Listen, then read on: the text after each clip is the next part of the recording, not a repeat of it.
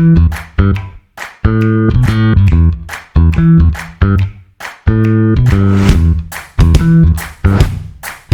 listening to the Common Fan Podcast, a Husker football podcast for the common fan, by the common fan.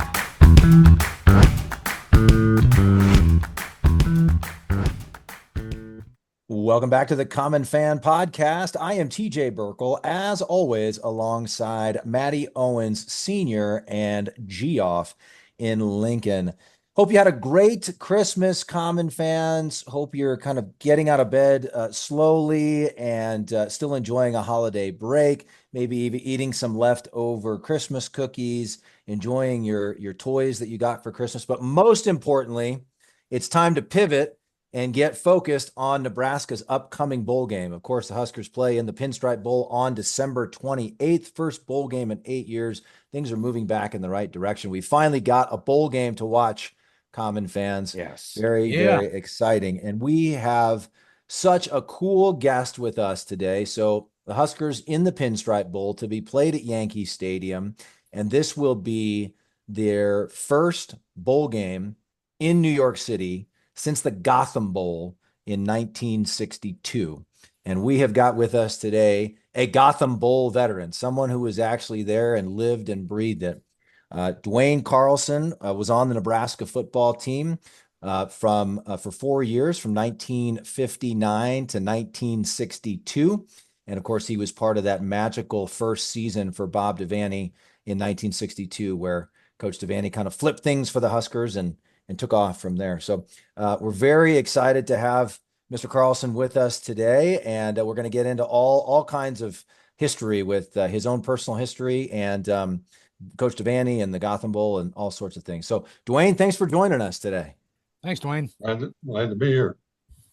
So, you're from Fullerton, is that right?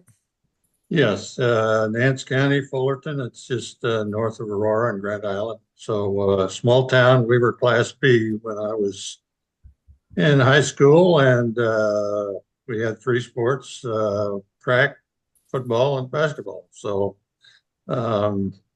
it was, I don't know how to explain it, but sports was always something that I enjoyed doing. So, and I came from the farm, so I was used to being in shape physically. So I'll get into that later when we get a little further down the road, as far as some of the issues that were responsible for why us not winning, in my judgment.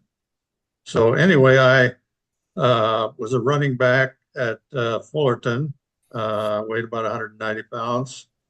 And I got my whole purpose of going to college. My parents couldn't afford to send me to college. So I got a friend that actually, Zach gets a kick out of this, but it was a bus driver. But anyway, he was a contributor to the athletic program, and so he told the coaches about me. And I don't think I ever talked to a coach. All I got was a letter for 4-year scholarship, and so here I was. The bus driver took care of it. Wow. That's awesome. He drove a bus, so that was a way for him to stay in contact with the kids. But anyway, I ended up at Nebraska in 1959. And of course, at that time, their freshmen couldn't play. So they were kind of a junior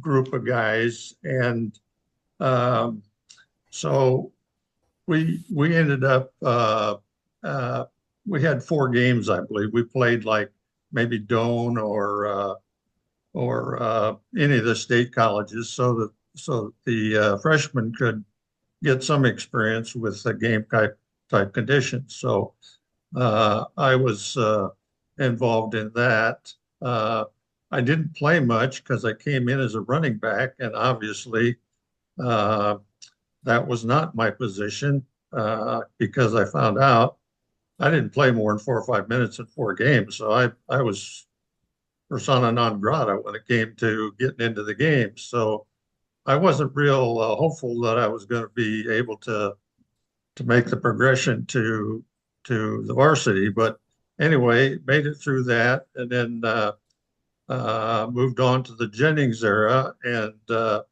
one thing I should say, even though our record was horrible, he probably was one of the best recruiters there was, because when Coach Devaney came in, he said, "I could not believe the talent that is here at Nebraska."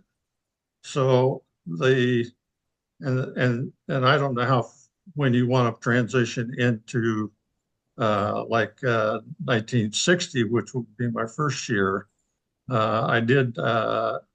They moved me to the line, and of course, back then, and this is kind of an interesting issue in that we didn't have any weights. We did not have a weight program.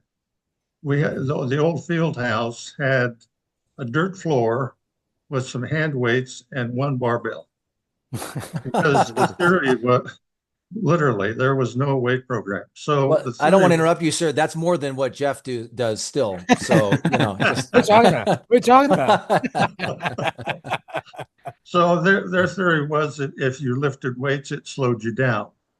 So whatever you brought to the table was pretty much it. So we didn't have the 300-pounders they have today and the bigger guys, because the game was more running than passing, and the weight program is what actually put weight on people and muscle, and that's how we got to where we are today with the large players. So when I was playing on offense, I played left guard. Bob Brown was right guard, and we weren't playing against players that were really any bigger than we were. So we could get away with running as a guard. I was around 210, 15, 20 pounds, but I had the speed of a running back. So we ran, when Devaney came, we ran an unbalanced line, which confused the hell out of everybody, because they didn't understand quite how to play against that. But I'm getting ahead of myself here a little bit. But anyway, one of the problems that the Jennings era had was that, it's kind of like if you keep doing the same thing, you're going to get the same results. And the problem was we were having 3 and 4 hour practices. So when the game came around, we were exhausted. We had Thursdays where we would run full bore, full scrimmage, and sometimes we would have plays where it was goal line plays, and they'd put 20 guys on defense, and we were supposed to score. I mean, it was kind of crazy, actually. But the whole idea here when Devaney came in was that instead of 3 or 4 hour practices, so that when the game came around, we were fresh. Because I remember the day that Coach Bob put the practice schedule up, it was a year and a half, or it was an hour and a half. Instead of 3 to 4 hours, we didn't know how long we were going to practice under Jennings. We just practiced until there was lights on the Coliseum. We would practice, and the receivers would run out of the lights because we were still practicing. So by the time the game came around in Jennings era, we were exhausted. So the real key to Devaney was he brought in a staff. They were together. They didn't have to learn to get to know each other. They knew exactly what to do. And so it was very efficient. And an hour and a half practice was like a day off. So that's what we did every day.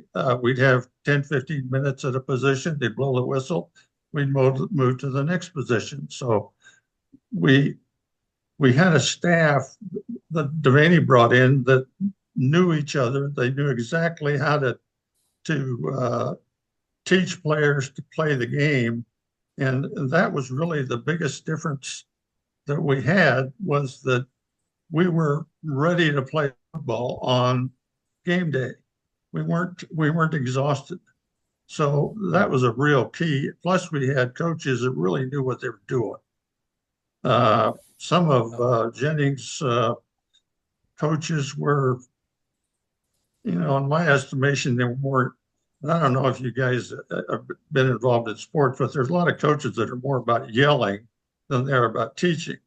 They figure if they yell at you, I don't know what they figure they're going to accomplish, but yelling doesn't accomplish anything. So it has to be a teaching experience. So, we just became, it was so easy because we had the talent of putting us together and being able to be fresh on game day.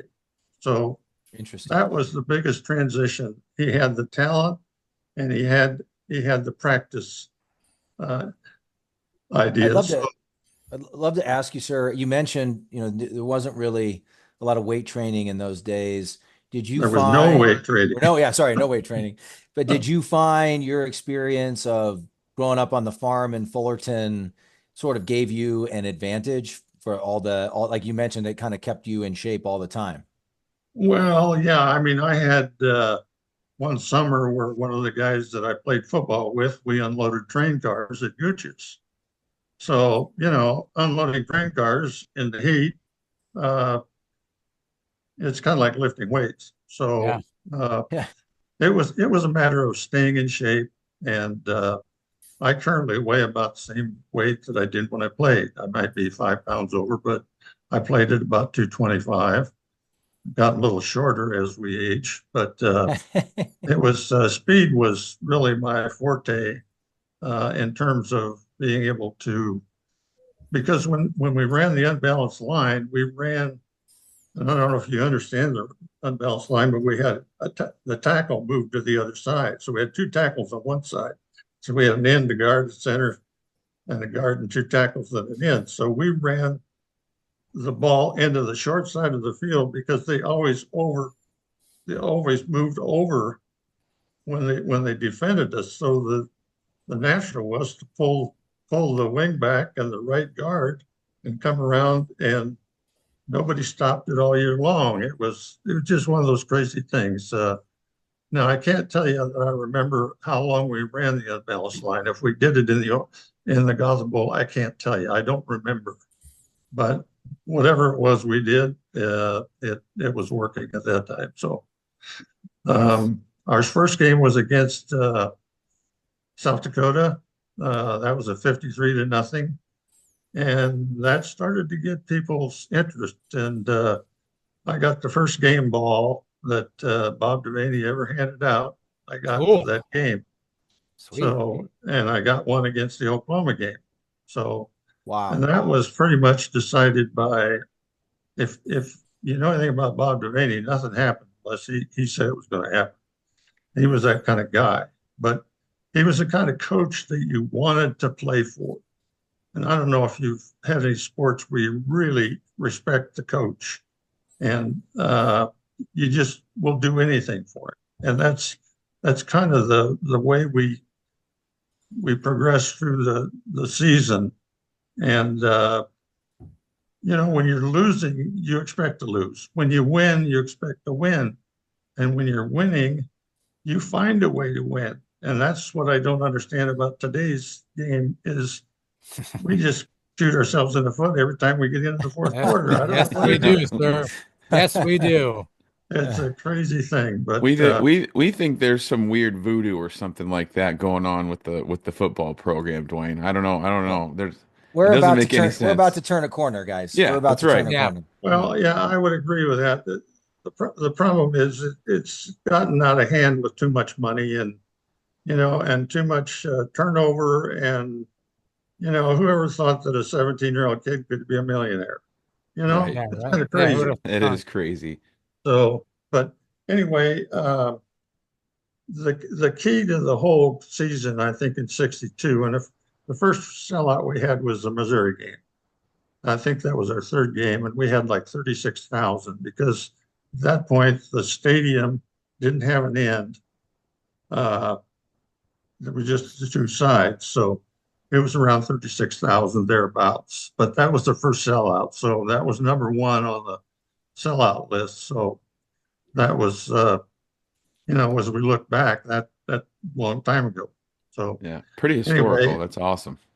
yeah, Yeah, for sure. the real key, Bob came from Michigan, Alpena, Michigan. He was a disciple of Duffy Doherty. So when we went to Michigan, he wanted to win that game. That's all there was to it. So that was kind of the key to that whole season, was us going to the big house and beating Michigan on their field. So, and that's just how the season progressed. We lost the Missouri game and we lost the Oklahoma game.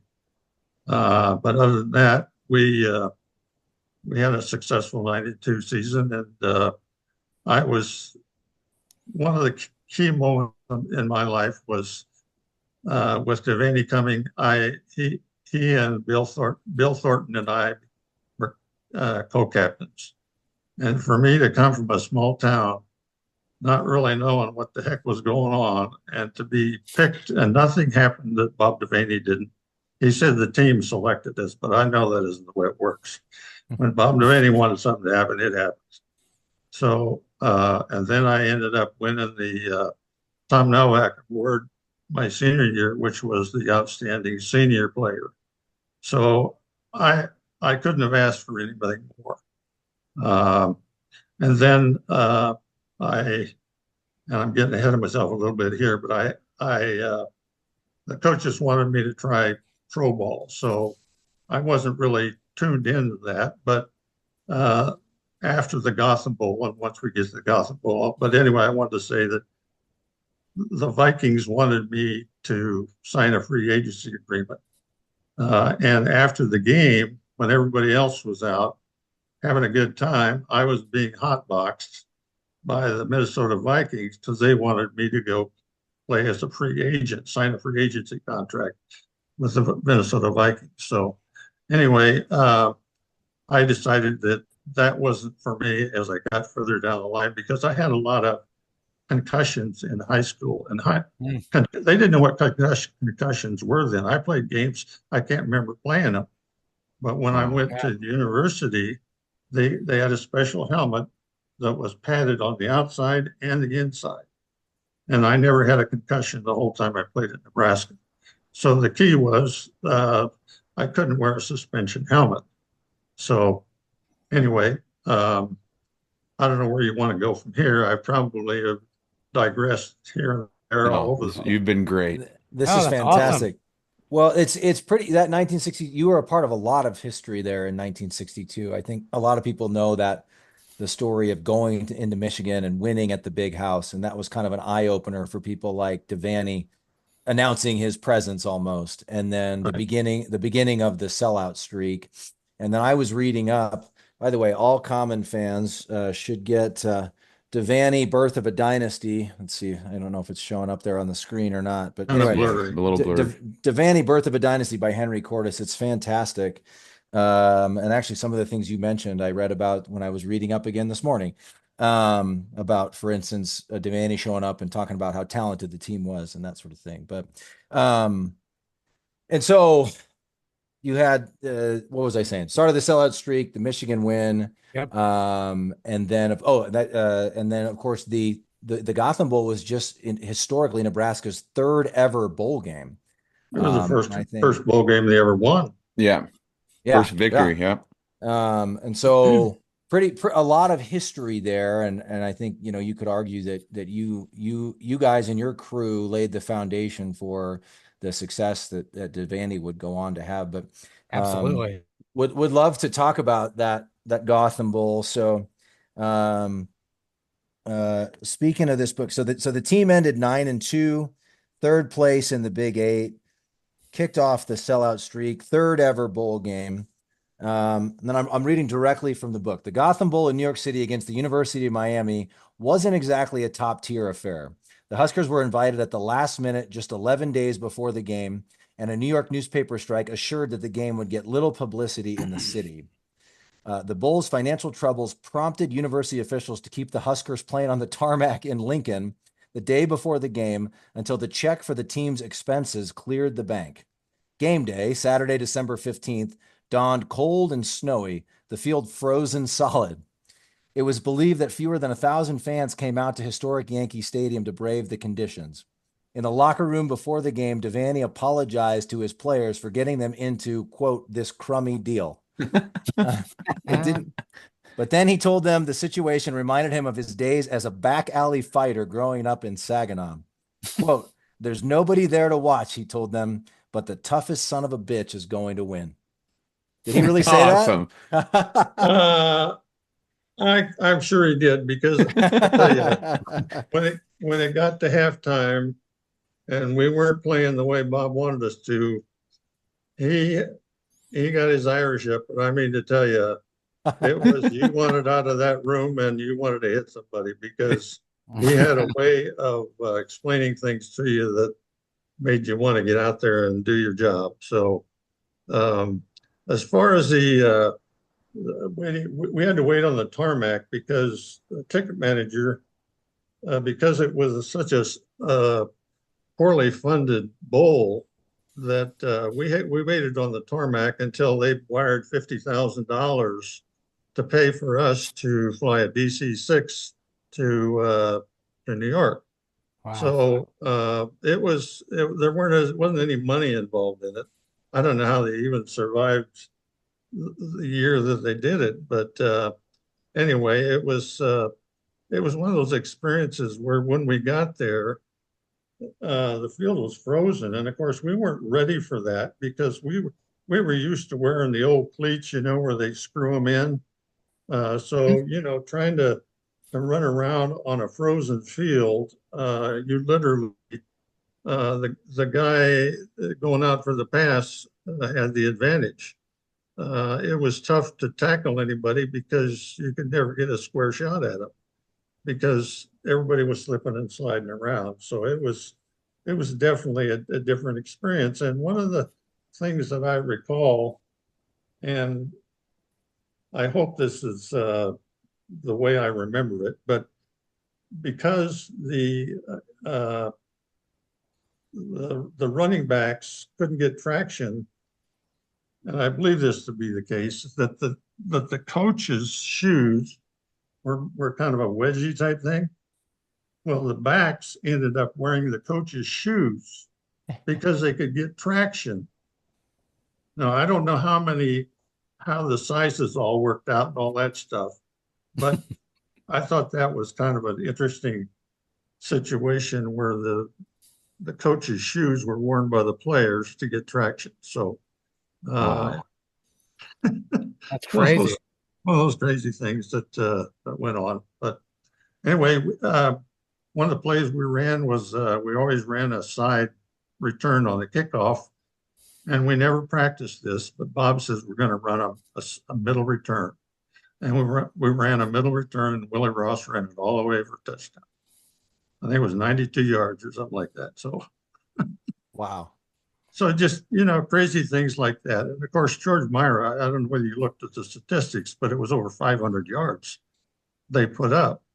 But when you look at the scoring, we all scored the same amount of touchdowns. It was the 2-point tries. We ran for ours, and they failed on their one kick, so they had to go for 4-2, and it didn't work out. So it was a very close game, and actually it was probably one of the most fun games to watch of any of the bowl games, just because coming from Miami, and George Myra was known by everybody. He was a fantastic player, great passer. So he threw for a lot of yards. We were a little more balanced, but I think the game was pretty much dictated by the field being so slick. So, Sure. but it was a fun game to play. And yeah, the Huskers win 36-34. Well, I think I'm it was curious. 34-32, wasn't it? Oh, I may have gotten that wrong. I thought it was 36-34, but you probably know better than I would.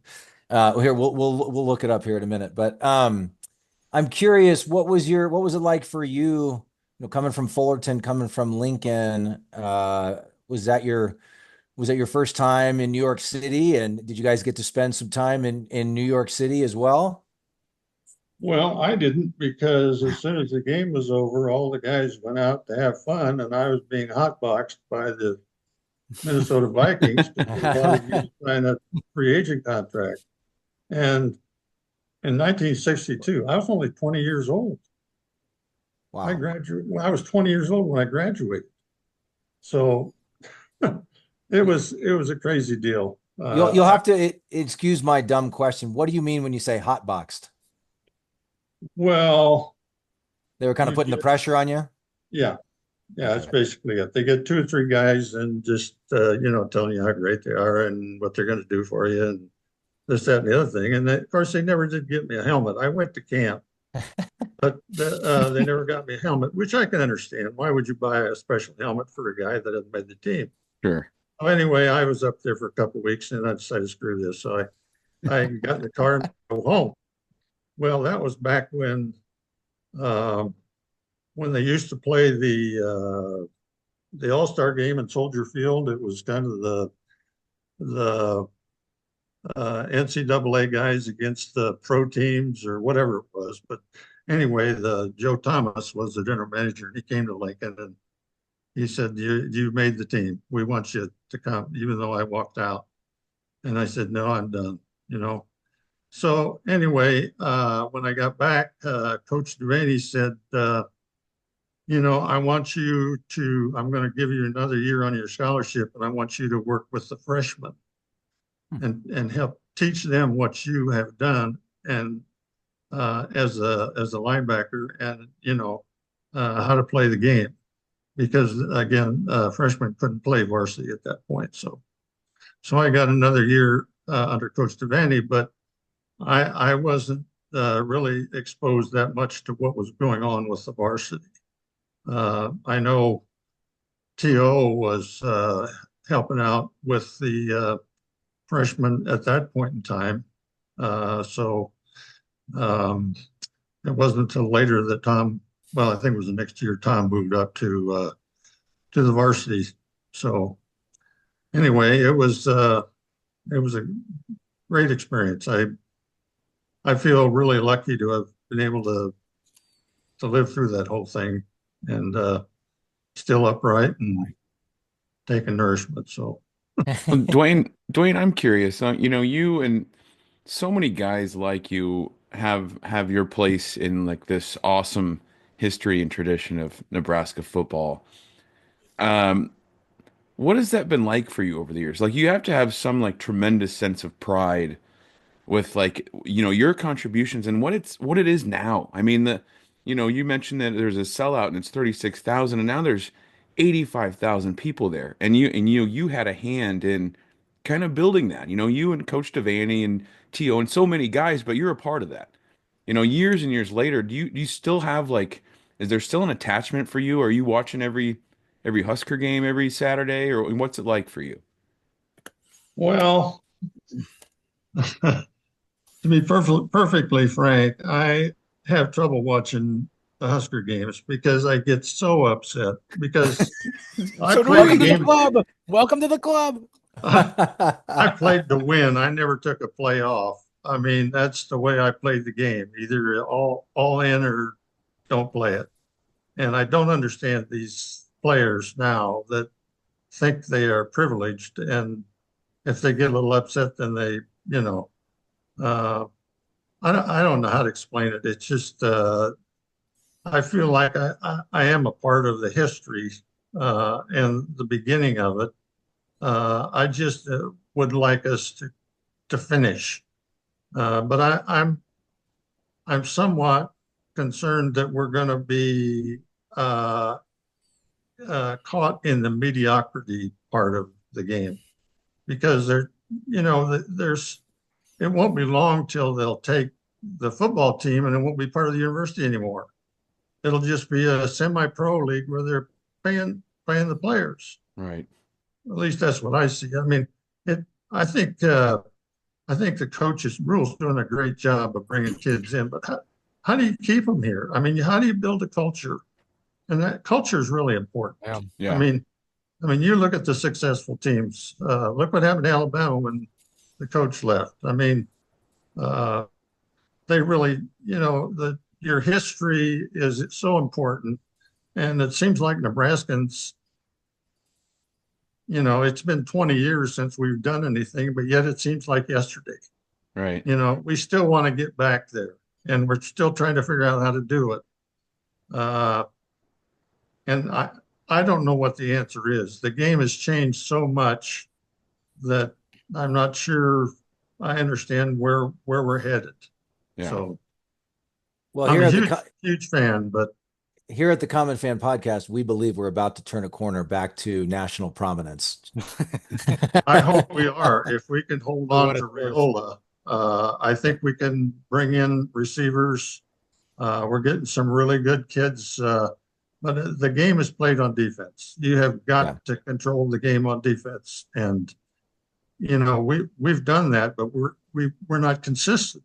Mhm. We play a half and we're just controlling everything, and then the next half we're out there and we can't stop anybody. So I don't know whether it's personnel or they make adjustments or what it is, but it's frustrating to watch a game where it just seems to get out of control when you seem like you have control.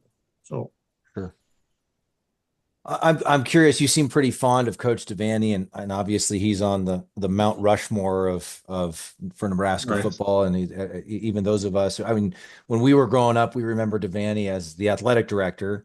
His coaching days were a little before our time, but just curious. It's not, and it sounded like you said you wanted to play for him. He was motivated, but was he? The stories of him and what you see, the video clips of him, he's very charismatic, very likable. Did that translate through to the team, or kind of what was it about his personality that made him so appealing and magnetic, and that you wanted to play so hard for him?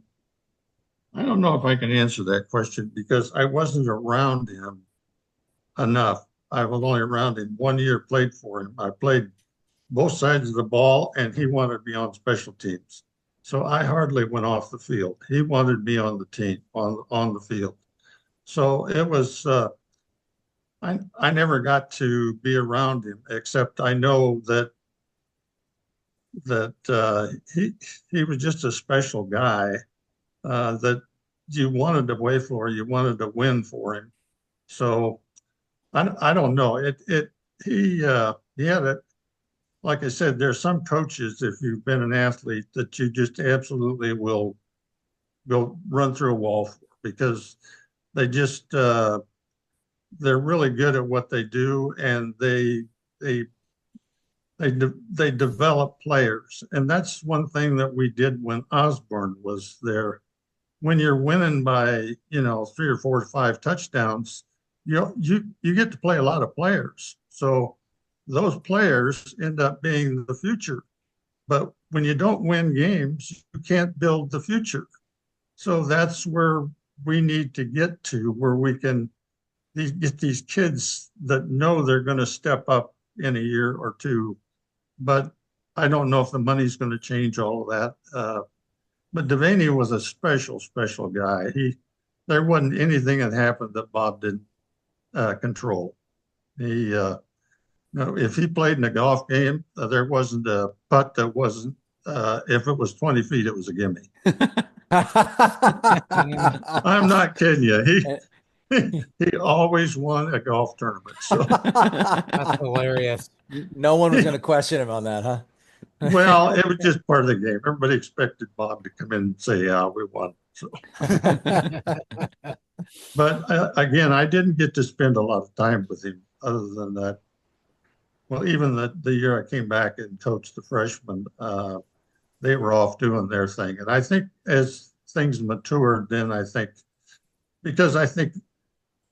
we were getting the best player from every state around us, the best #1 player. So we controlled everything because nobody could touch us. Teams didn't want to play us because they knew they were going to, when they walk out of there, were going to have about 5 or 6 guys that were hurt. Because, I mean, when we started our weight program, that's when we really excelled because nobody else had it. So Yeah. that was really the key that really helped Bob and Tom to continue to be at the top of the game. So Do you have any memories of the young T.O. and kind of what he was like just at the, you kind of knew him right at the beginning of his coaching career there? yeah, we used to play handball together in the old field house Nice. after we coached the freshmen because he was working with the freshmen at that time. And he's just one of these guys that, I remember when we played Miami, and they had that great quarterback, and Tom said, he was completing all these passes, and he said, just keep knocking him down. Even if he completes the pass, knock him down. By the fourth quarter, he's going to be looking for you, and then we're going to win the ball game. It was almost like he was a prophet. I love he would that. say, Oh my let God. I love that. Warren Sapp, remember him from Miami. He was, Yep. when he was not tired, he can beat him. But we just kept running at him. And by the fourth quarter, he was out of gas. And that's when what Tom told the team. He said, we're going to keep running right at him. And when the fourth quarter comes around, we're going to win the ball game. It was almost like he told you what was going to happen. The players believed it. That's amazing. Awesome. Yeah. I love that story so much. That was in the Gotham Bowl in '62. He said, just keep knocking him down. No, that would have been when we were playing Miami. Oh, when we beat him in the yeah, Orange Bowl Yep, and a lot of stuff like that. That's when got him. when Tom was transitioning from Bob to offensive coordinator and eventually to the head coach. Got it. Yep. Okay. Got it. That was the glory days. Yes, absolutely. Well, this has been thoroughly enjoyable. I don't know, Matt, Jeff, do you guys have any other questions? No, I don't. I do just not. thank you for joining us, Dwayne. This has been awesome. It's been hearing about the Gotham Bowl and playing in those days from your perspective. It's really been great. So thank you very much. Yeah. Thanks for giving us a little bit of your time. Appreciate Well, I it. hope you can edit out whatever you want here. So right. No, we're keeping it all. Any other final thoughts or stories you want to share, Dwayne? No, I'm glad you guys are doing this because I think this is something that people need to be reminded of, that where we've been, and we still are headed in the right direction. It's going to take a little more time. Yep. That's right. Well, we've talked For sure. to Johnny Rogers on our show. We've talked to Boyd Epley, and this conversation is right up there with those two. Just absolute honor for us to talk to a Husker legend and somebody who was a part of the very beginning of the Devaney era, which started it all as far as Husker fans are concerned. So really, it's an honor and a privilege for us to be honest. Thank you very much for that, and God bless you all. Same to you, sir. Common fans, we will be back at you after the Gotham Bowl, after the Pinstripe Bowl. We will have all of our. We can still call it the Gotham Bowl. It sounds better after the Gotham Bowl. That's right. Absolutely. So make sure to get strapped in, get ready to go, get your lucky Husker t-shirt on, get your lucky overalls, whatever it takes. And let's help pull the boys across the finish line. Special thanks to Dwain Carlson for joining us today. 1962 co-captain, 1962 Tom Novak Award winner, Husker legend, and helped coach Devaney start it all. So true honor and a privilege to have you, Dwain. Thanks again for joining us. We will be back at you very soon, Common fans. In the meantime, as always, GBR for life.